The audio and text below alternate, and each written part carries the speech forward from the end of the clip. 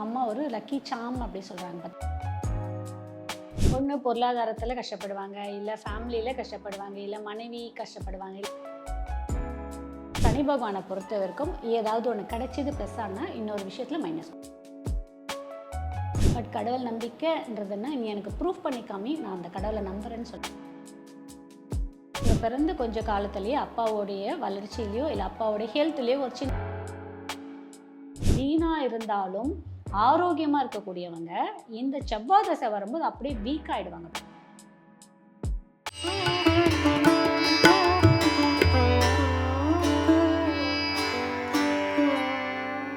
பிரணவ மந்திரம் நேயர்களுக்கு அன்பு வணக்கம். தொடர்ந்து 27 நட்சத்திரங்கள்ல ஒவ்வொரு நட்சத்திரமா அதுல பிறந்தவங்களுக்கான வாழ்க்கை குணாதிசயம் என்ன அப்படின்னு பார்த்துட்டு வரோம். இன்னைக்கு ஒருவர் ஆணோ பெண்ணோ பூசம் அப்படிங்கிற நட்சத்திரத்துல பிறந்துட்டோம் அப்படின்னாலே அவங்க பிளெஸ்ஸிங்கா வாழ்க்கை இல்ல அவங்க வாழ்க்கையில எதெல்லாம் அவங்களுக்கு சாபமாக வரக்கூடிய விஷயங்கள் என்ன, எதுல கவனமா இருக்கணும், எந்த லைஃப் பார்ட்னர் சேர்ந்தா லைஃப் இன்னும் கலர்ஃபுல்லா நல்லா அழகா இருக்கும்னு சொல்லி நமக்கு ஒரு தொகுப்பா கொடுக்கறதுக்காக ஜோதிடர் கஜலட்சுமி அவர்கள் நம்ம கூட இணைஞ்சிருக்காங்க. மேம் வணக்கம். ஒவ்வொரு நட்சத்திரங்களாக பார்த்துட்டு வரோம். பூசம் இந்த நட்சத்திரம் நிறைய இடங்கள்ல நம்ம கேட்குறோம். குரு பகவான் உச்சமாகிறாரு, சனி பகவானுடைய நட்சத்திரம்னு நிறைய கருத்துக்கள் சொல்லப்படுது. பூசம் அப்படிங்கிற நட்சத்திரத்துல பிறந்துட்டாலே இதுல 4 பாதங்கள். முதல்ல அவங்களுடைய குணங்கள் எப்படி? நீங்கள் குரு பகவான் உச்சம், சனி பகவான் நட்சத்திரம் சொன்னீங்க. ஆனால் எந்த வீடுன்னு சொல்லலையே. கடக வீடாச்சே, சந்திரனுடைய வீடாச்சே. உண்மை. அப்போ அங்கே காம்பினேஷன் யார் வந்துடுறாங்க? சந்திரனும் சனியும் வந்துடுறாங்க. அவங்களுக்கு ஏதாவது ஒரு மன ரீதியான போராட்டம் இருந்துக்கிட்டே இருக்கும் வாழ்க்கையில். ஒன்று பொருளாதாரத்தில் கஷ்டப்படுவாங்க, இல்லை ஃபேமிலியில் கஷ்டப்படுவாங்க, இல்லை மனைவி கஷ்டப்படுவாங்க, இல்லை பெண்ணாக பிறந்துடுறாங்க கணவன் ரீதியாக கஷ்டப்படுவாங்க, இல்லை ஏதாவது ஒரு போராட்டம் அவங்களுக்கு இருந்துக்கிட்டே இருக்கும். இதெல்லாமே ஒழுங்காக அமைஞ்சிருச்சு அப்படின்னா வேலை சரியாமையா இருக்கக்கூடிய இடம் வந்து அவங்களுக்கு சரியான ஏதாவது ஒரு ரீதியாக போராட்டத்தை சந்திச்சுட்டே இருக்கக்கூடாது. ஏன் அப்படின்னா சந்திரன் சனி காம்பினேஷன் வந்துட்டாலே அந்த இடத்துல இந்த ஒரு புணர்ப்பு அப்படின்னு சொல்கிறாங்க பார்த்தீங்கன்னா, புணர்ப்பு அதுக்கான ஆயத்தியம் அங்கே வந்துடும். ஸோ அப்போ அங்கே ஒரு போராட்டம் இருந்துகிட்டே இருக்கும். ஒரு சைட் போராட்டம் தான், ஆனால் சக்ஸஸ் அவ்வளோ சூப்பராக இருக்கும். நல்லா அறிஞ்சு தெளிவாக அவங்களோட ஜாதகத்தில் கிரகம் எப்படியெல்லாம் இருக்குன்னு அதை வச்சு அந்த தசா புத்தியில் வழி நடத்தி காலத்தை நடத்தி போனாங்க அப்படின்னு வச்சுக்கோங்க, தி பெஸ்ட் சக்ஸஸ் பார்த்துடலாம். இந்த பூச நட்சத்திரக்காரங்க சனி பகவான் நட்சத்திரத்தில் பிறந்துட்டாலே அவங்களுக்கு மறு ஜென்மம் கிடையாதுன்னு சொல்லப்படுது. சனி 3 நட்சத்திரத்துல பிறந்துட்டாலே, சனி 3 நட்சத்திரம் மட்டும் இல்லை, கும்பராசி மகர ராசி, ஓகேங்களா, சனி பகவானோட ராசியாக இருந்தாலும் சரி, லக்னமாக இருந்தாலும் சரி, சனி தசையை கடந்தவங்களாக இருந்தாலும் சரி, சனி நட்சத்திரத்தில் பிறந்தாலும் சரி மறுஜென்மம் கிடையாது சொன்னேன். ஏன் அப்படின்னா சனி பகவான் அவங்களுடைய கர்மாக்களை சொல்லி சுமந்துட்டு வந்து அதை இந்த ஜென்மத்திலே தீர்த்துருவாங்க. அவங்க அது நல்லதாக இருந்தாலும் சரி கெட்டதாக இருந்தாலும் சரி. குணாதிசயத்தை பேசிட்டு இருக்கும்போது முதல்ல இந்த ஒரு நட்சத்திரத்துல தான் இந்த கேள்வி உங்ககிட்ட வருது. பொதுவா இதுல பிறந்த ஆண் பிள்ளைகள் வந்து அம்மா பையன் அப்படின்னு சொல்லி நிறைய பெண்கள் வருத்தப்படுறாங்க. இது உண்மைனா இதை அவங்க எப்படி வந்து கையாளணும்? அம்மா பையன்தான். ஏன்னா அந்த ராசியே கடக ராசி, சந்திரனுடைய அம்மா தான். அம்மா என்ன சொன்னாலும் அவங்க கேட்பாங்க. அம்மா தான் அவங்களுக்கு அப்படியே ஒரு மந்திர வாக்கு மாதிரி. அவங்களுக்கு அம்மா வந்து ப்ளஸ்ஸும் கூட. அவங்களுக்கு அம்மா ஒரு லக்கி சாம் அப்படி சொல்கிறாங்க. பார்த்து எந்த ஒரு விஷயத்தையும் அவங்க செய்யறதுக்குன்னு அம்மா கிட்ட கேட்டு செஞ்சாங்கன்னா அந்த விஷயம் அவங்க சக்ஸஸ் கொடுக்கும். அவங்க கேட்காம செஞ்சாங்கன்னா அது சரியாக இருக்காது. சனி பகவானை பொறுத்த வரைக்கும் ஏதாவது ஒன்று கிடைச்சிது ப்ளஸ் ஆனால் இன்னொரு விஷயத்தில் மைனஸ் கொடுத்துரும். இப்போ அம்மா அவங்களுக்கு ப்ளஸ்ஸாக கிடைச்சிருச்சுன்னா மனைவி மைனஸ், கணவன் மைனஸ், இல்லை மனைவி ப்ளஸ்ஸாக கொடுத்துருச்சுன்னா அம்மா மைனஸ். ஏதாவது ஒரு விஷயம் கண்டிப்பாக பேலன்ஸ்டாக தான் போகும். அவங்களுக்கு ரெண்டுமே ஈக்குவலாக வராது. இதனுடைய குணாதிசயத்தை பற்றி நம்ம பார்த்துட்டு இருக்கோம். இந்த இடத்துல 4 பாதங்களில் பிறந்துட்டாங்க அப்படின்னா வெவ்வேறு விதமான குணங்கள் இருக்குமா, ஒரே மாதிரி தான் இருக்கும்? வெவ்வேறு குணம் தான் இருக்கும். கண்டிப்பாக கடுமையான மனம் கொண்டவர்கள், கடினமான மனம் கொண்டவர்கள், அவங்கள வந்து அவ்வளோ சீக்கிரம்லாம் நீங்கள் வந்து இறக்க குணம் தான், ஆனால் அவ்வளோ சீக்கிரம்லாம் அவங்களை நீங்கள் இறக்கிட முடியாது. எந்த ஒரு விஷயத்தையுமே ரொம்ப அவங்க அப்படியே ஒரு இதுவாக தான் இருப்பாங்க. சென்டிமெண்டல்லாம் அப்படி கிடையாது. அவங்க கொஞ்சம் இறக்குறது கஷ்டம். அதே மாதிரி கடின உழைப்பாளி, நேர்மையாக நடந்துக்கணுன்ற கூடிய வருது, தர்ம சிந்தனையிலேயே போகக்கூடியவங்க. ஆனால் அவங்களுக்கு கடவுள் நம்பிக்கையே கிடையாது. பட் கடவுள் நம்பிக்கைன்றதுன்னா நீ எனக்கு ப்ரூஃப் பண்ணிக்காமி நான் அந்த கடவுளை நம்புறேன்னு சொல்லக்கூடியது. நாத்திகவாதியெல்லாம் சொல்கிறாங்க பார்த்தீங்கன்னா, அது எல்லாமே இந்த பூச நட்சத்திரக்காரங்க தான் இருக்கும். சனி பகவானோட நட்சத்திரம் அவ்வளோ சீக்கிரம் அவங்க எளிதாக எந்த ஒரு விஷயத்தை நம்ப மாட்டாங்க. அது கடவுள் மட்டும் இல்லை, எந்த ஒரு விஷயமா இருந்தாலும் நீங்கள் சயின்டிஃபிக்காக ஒரு விஷயம் சொல்கிறீங்கன்னா கூட சயின்டிஃபிக்காக எனக்கு ப்ரூவ் பண்ணு நான் நம்புறேன்னு சொல்லுவாங்க. ஆர்குமெண்ட் பண்ணி தான் ஒரு விஷயத்தை வந்து அவங்க அக்செப்ட் பண்ணிக்கக்கூடிய ஒரு தன்மையாகவே இருக்கும். சாதுவாக இருக்க மாதிரி இருப்பாங்க. கோவம் வந்துருச்சுன்னு வச்சுக்கோங்கன்னா, அந்த சுனாமி அலை எப்படி அடித்து ஓயும் பார்த்தீங்கன்னா, அந்த மாதிரி ஒரு பெரிய அலை வந்து அடித்து ஓயிற மாதிரி இருக்கும். நம்மளால் அதை தாங்கவும் முடியாது, பார்க்கவும் முடியாது. இந்த பூச நட்சத்திரத்துக்கு அந்த ஒரு குணம் இருக்குது. ஆரோக்கியத்தில் இவங்க கவனமாக இருக்கணும்னா என்ன மாதிரி ஒரு நோய்கள் வர வாய்ப்பு இருக்குது? ஆரம்பத்தில் என்ன இந்த விஷயத்தில் கவனமாக இருங்க, தவிர்க்க வேண்டிய உணவுகள்லாம் என்ன? அவங்க ஆரோக்கியத்தில் என்ன கவனம் வேணும்னா மன ரீதியான பிரச்சனை தான் உங்களுக்கு மெயினாக ஃபஸ்ட்டு அஃபெக்ட் பண்ணுமே. அது என்னன்னு அவங்களாலேயே அதை வந்து சொல்ல முடியாது. எனக்கு என்ன மன ரீதியான பிரச்சனை இருக்குன்னு அவங்களால அதையே சொல்ல முடியாது. மனக்குழப்பத்திலேயே ஒன்று அவங்க மனசுக்குள்ளேயே ஒன்று வச்சுக்கிட்டே ஃபீல் பண்ணிக்கிட்டே இருப்பாங்க. சனி சந்திரன் சேர்க்கை வந்துட்டாலே அந்த ஒரு பிரச்சனை வந்துடும் அவங்களுக்கு ஆட்டோமேட்டிக்காக. சின்ன சின்ன விஷயத்துக்காகலாம் மன ரீதியான ஒரு போராட்டத்துக்கு அவங்களாலேயே அவங்க விஷயத்தை டைஜஸ்ட் பண்ணிக்க முடியாமல் ஒரு குழப்பத்திலேயே இருப்பாங்க. இந்த பூச நட்சத்திரக்காரங்களுக்கு மோஸ்ட்டாக இந்த லிவர் சம்பந்தமான நோய் வருவதற்கான வாய்ப்பு ஜாஸ்தி இருக்குது. இன்கேஸ் பூச நட்சத்திரத்தில் குரு பகவான் இருந்தாலும் அந்த பிரச்சனை வரும். நீண்ட ஆயுள் இருக்கும், ஆனால் பெரிய ரீதியான நோயெல்லாம் அஃபெக்ட் பண்ணாது. 27 நட்சத்திரத்திற்கும் ஒரு உடல் உறுப்பு சொல்லப்படும், ஆனால் பூசத்துக்கு மட்டும் உடல் உறுப்பு சொல்லவே முடியாது. அப்போ அவங்களுக்கு அந்த லிவர் மட்டும்தான் ஃபேட்டி லிவர் வர்றதுக்கான வாய்ப்பு. தவிர்க்க வேண்டிய உணவுகள்னா இந்த உணவுகள்லாம் வேண்டாம் நிறுத்திடுங்க அப்படின்னா என்ன? ஃபேட்டி லிவர் வரும் அப்படின்னு சொன்னீங்கன்னா கொழுப்பு உணவை சாப்பிடக்கூடாது. கொழுப்பு சம்பந்தப்பட்ட எல்லாத்தையும் ஆயில் சாப்பிடக்கூடாது. உப்புமே கொஞ்சம் கம்மி பண்ணிக்கணும். இவங்க செய்ய வேண்டிய தானங்கள் என்ன? வாழ்நாள் வழிபட வேண்டிய தெய்வம் மற்றும் சித்தர் நம்பிக்கை இருக்கு அப்படின்னா அவங்க வழிபட வேண்டிய சித்தர்னா யார்? சித்தர் அவங்க யாரை வணங்கலாம்? கமலமுனி சித்தர் வழிபாடு எடுத்துக்கும் போது பூச நட்சத்திரத்தில் பிறந்தவங்களுக்கு ஒரு நல்ல மாற்றம் இருக்கும், கர்மாக்கள் குறைவதற்கான வாய்ப்பு ஜாஸ்தி இருக்கு. அதே மாதிரி அவங்க வள்ளலாரையும் வழிபாடு எடுத்துக்கும். ஏன்னா வள்ளலாரும் வந்து பூச நட்சத்திரம் அப்படின்னும் போது வள்ளலாரோட வழிபாடு எடுத்துக்கும் போது நல்ல ஒரு அமைதி கிடைக்கும் அவங்களுக்கு. தெய்வம் அதிதேவதை அப்படின்னு பார்க்கும்போது குரு வராரு. ஸோ குருவை வந்து அவங்க அதிதேவதையாக எடுத்துகிட்டு வழிபாடு எடுக்கும்போது நல்ல ஒரு இது இருக்கும். தானம் அப்படின்னு பார்க்கும்போது சந்தனம் இருக்குது பார்த்தீங்கன்னா, சந்தனத்தை தானம் கொடுக்கலாம். கோவிலுக்கும் கொடுக்கலாம், வெளியில எங்கே வேணாலும் தானம் கொடுக்கலாம். அதுலேயும் இந்த மொட்டை அடிச்சுக்கிறாங்க பார்த்தீங்களா, திருப்பதி, ஆமாம், பெரிய பெரிய கோவிலெல்லாம் மொட்டை போடுறாங்க பார்த்தீங்கன்னா, அந்த மொட்டை போடுறவங்க கிட்ட இந்த சந்தனத்தை நீங்கள் கொண்டு போய் தானம் கொடுத்து வரவங்களுக்கு போட்டு விட சொல்லலாம். இவங்க அதிகமாக சாப்பிட வேண்டிய உணவுகள் அப்படின்னா என்ன? இவங்களுக்கு ஒரு லோகோ மாதிரி இந்த ஒரு சிம்பிள் டேட்டுவாக குத்திக்கிட்டாலும் சரி, இல்லை அவங்க டெய்லி கண் பார்வையில் வைக்கிற மாதிரி இருந்தாலும் என்ன மாதிரி ஒரு விஷயத்தை அவங்க யூஸ் பண்ணலாம் ஒரு குறியீடா? அதே மாதிரி எந்த மரத்தை பாதுகாத்து வளர்த்தால் இன்னும் வளர்ச்சி அதிகம்? லோகோ அப்படின்னு பார்க்கும்போது பசுவோடைய மடி, பால் கறக்கும் பார்த்தீங்கன்னா அந்த மடி வந்து லோகோவாக வச்சுக்கலாம். அது லோகோவாக வைக்கும்போது உங்களுக்கு ஒரு நல்ல ஒரு மாற்றத்தை கொடுக்கும். அந்த ஃபோட்டோ கூட நீங்கள் உங்களுடைய வால் ஸ்க்ரீனில் வச்சுட்டு கூட நீங்கள் பார்க்க நல்ல மாற்றம் கிடைக்கும். அதை பயன்படுத்திக்கலாம். உணவு அப்படின்னு பார்க்கும்போது ஆப்பிள் தினம் உணவில் எடுத்துக்கலாம். சாம்பார், தோரம் பருப்பு சார்ந்து சாம்பார் உணவை எடுத்துக்கும் போது நல்ல மாற்றத்தை கொடுக்கும், அதுவும் அவங்க எடுத்துக்கலாம். அதுக்கப்புறம் வளர்க்க வேண்டிய மரம் அப்படின்னு பார்க்கும்போது அரச மரம் வந்து அவங்க வளர்க்கலாம். அப்படி முடியலவங்க கோவிலில் கொண்டு போய் நீங்கள் அரச செடியை வச்சு வளர்த்துட்டு வரும்போதும் உங்களுடைய அரச மரம் எப்படி வளர உங்களுடைய வாழ்க்கையும் கண்டிப்பாக நல்ல ஒரு மாற்றத்தை உயரத்தை தொடுவீங்க. பிறக்கும் பொழுதே சனி திசையில பிறக்கிற இவங்களுடைய வாழ்க்கை எப்படி இருக்கும்? இவங்க பெற்றோர்களுக்கு எப்படி இருக்கும்? சனி திசையில பிறக்கும்போது கண்டிப்பா இங்க பிறந்து கொஞ்ச காலத்திலேயே அப்பாவுடைய வளர்ச்சியிலயோ இல்லை அப்பாவுடைய ஹெல்த்லயோ ஒரு சின்ன சின்ன தடுமாற்றம் இருக்கும். ஆனா அது முழுவதுமே எல்லாம் இருக்காது. அந்த புத்திகள் வரும்போது அப்படி இருக்கும். சனி திசையில கேது புத்தி வரும்போது அந்த ஒரு பிரச்சனை இருக்கும். இவங்களுக்குமே உடல் ரீதியான ஒரு சின்ன சின்ன தடுமாற்றங்கள் இருக்கும். அதுல இந்த பூச நட்சத்திரக்காரங்க பாத்தீங்கன்னா இந்த வயிறுல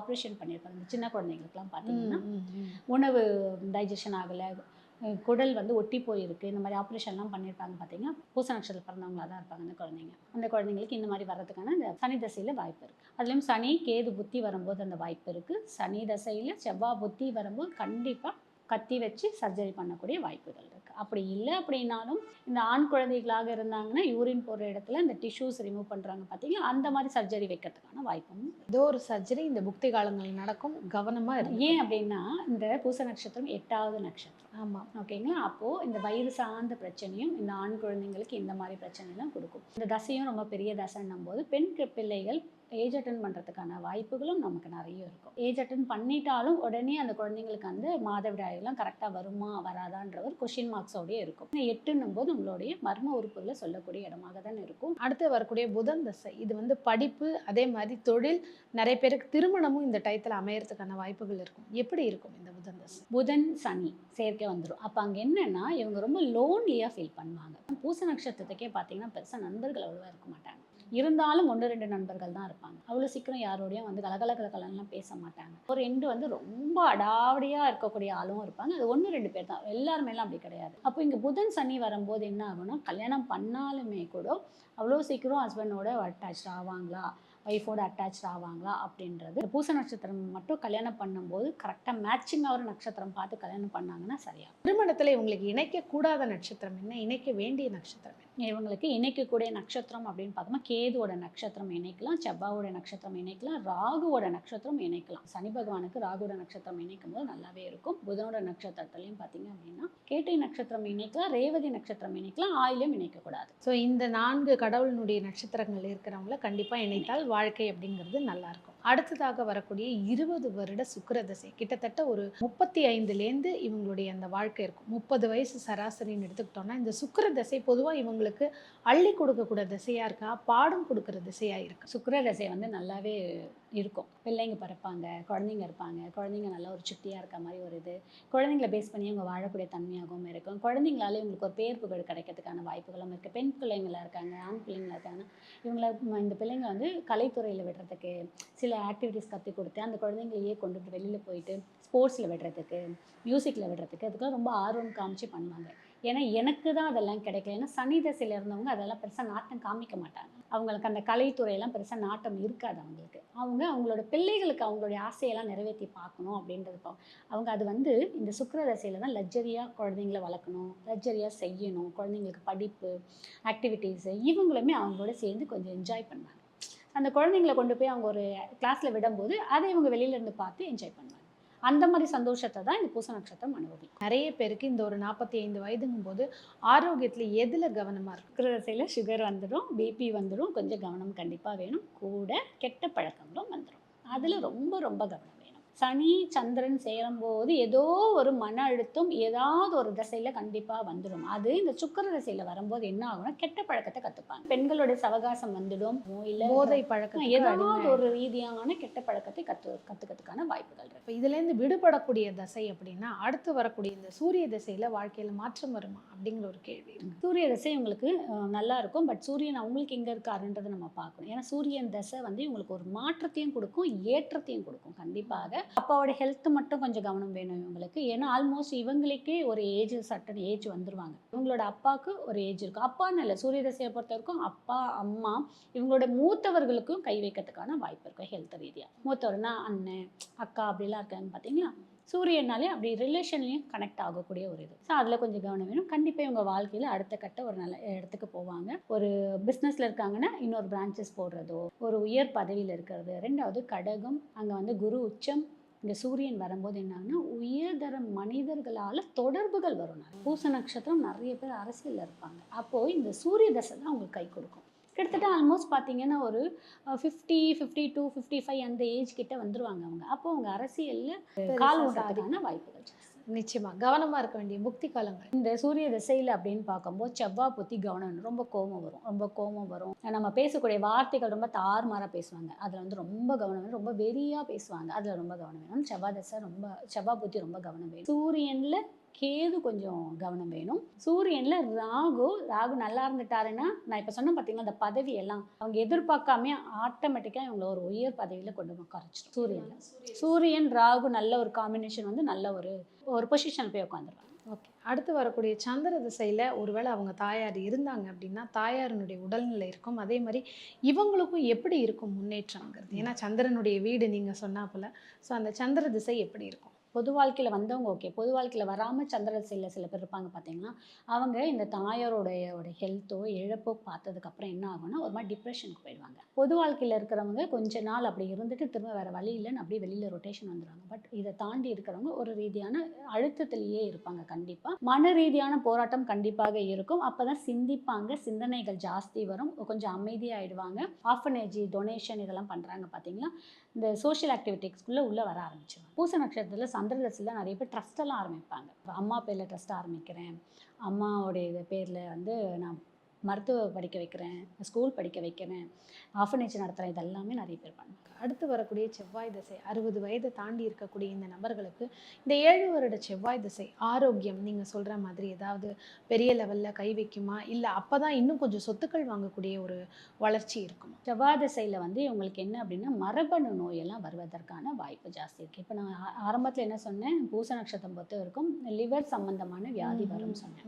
ஆனால் செவ்வாய் திசை வரும்போது உங்களுக்கு மரபணு நோய்கள் இல்லை ஏதாவது கண்டுபிடிக்க முடியாமல் சில நோயெல்லாம் பேர்லாம் சொல்லுவாங்க பார்த்தீங்கன்னா, புதுசாக நோய் அந்த மாதிரிலாம் அதாவது அவங்களுக்கு செவ்வாய் நல்லா இருந்துட்டு சனி பகவான் நல்லா இருந்துட்டார் அப்படின்னா தள்ளிட்டு போயிடும், இல்லை ஏதாவது ஒரு இடத்துல போய் உட்காந்துருக்கணும், நோய் ரீதியான தாக்கங்களை கண்டிப்பாக அனுபவிப்பாங்க. எலும்பு வந்து ரொம்ப வீக்காக ரொம்ப ஃபீல் பண்ணுவாங்க, உடம்புல ஒரு ஸ்ட்ரென்த்தே இல்லாமல் ஃபீல் பண்ணுவாங்க. ரொம்ப கம்பீரமாக மட்டும் இல்லை, ரொம்ப ஸ்ட்ரென்த்தனாக இருக்கக்கூடியவங்க, லீனாக இருந்தாலும் ஆரோக்கியமாக இருக்கக்கூடியவங்க இந்த செவ்வாய் தசை வரும்போது அப்படியே வீக் ஆகிடுவாங்க. டோட்டல் ஆரோக்கியம் குறைபாடு நிறையவே வரும். ப்ராப்பர்ட்டி இன்கேஸ் வச்சுருந்தாங்கன்னா எல்லாமே அதை பிரித்து கொடுத்துருவாங்க, எல்லாருக்குமே அவங்க பிள்ளைங்களுக்கெல்லாம் பிரித்து கொடுத்துருவாங்க. அடுத்து வரக்கூடிய இந்த ராகு தசை, அப்புறம் வரக்கூடிய இந்த குரு தசை இரண்டும் சந்திக்கிறவங்க எப்படி இருப்பாங்க? இல்லாதவர்கள் பற்றி பிரச்சனை கிடையாது, சந்திக்கிறாங்கும் போது அவங்க எதில் ரொம்ப கவனமாக இருக்கணும் அவங்க இறுதி காலத்தில்? ராகு தசைன்னும் போது ஆக்சுவலாக பூச நட்சத்திரக்காரங்க நிறைய பேரே வந்து ஃபாரினில் இருப்பாங்க, அகெயின் பேக் டு இந்தியான்ற மாதிரி வந்துடுவாங்க. இல்லை அங்கேயே இருக்காங்க அப்படின்னா அங்கே இருந்துக்கிட்டே பிஸ்னஸோ இங்கே ஆப்ரேட் பண்ணுறதோ, இங்கேருந்து அங்கே ஆப்ரேட் பண்ணுறது, இல்லை அவங்க பிள்ளைங்களோட செட்டில் ஆகக்கூடிய தன்மையாக இருக்கும். ராகு கண்டிப்பாக ஆன்மீக பயணத்தை நிறைய கொடுக்கும், கொஞ்சம் லக்ஸரியாக வாழ வைக்கும். ஸோ ராகுல இது. ஸோ அவங்க இறுதி காலத்தில் இவ்வளோ விஷயங்கள்ல அவங்க கவனமாக இருக்கணும். வாழ்நாளில் செய்யக்கூடாத தவறுகள் அப்படின்னா என்ன? ரொம்ப கோவப்படக்கூடாது.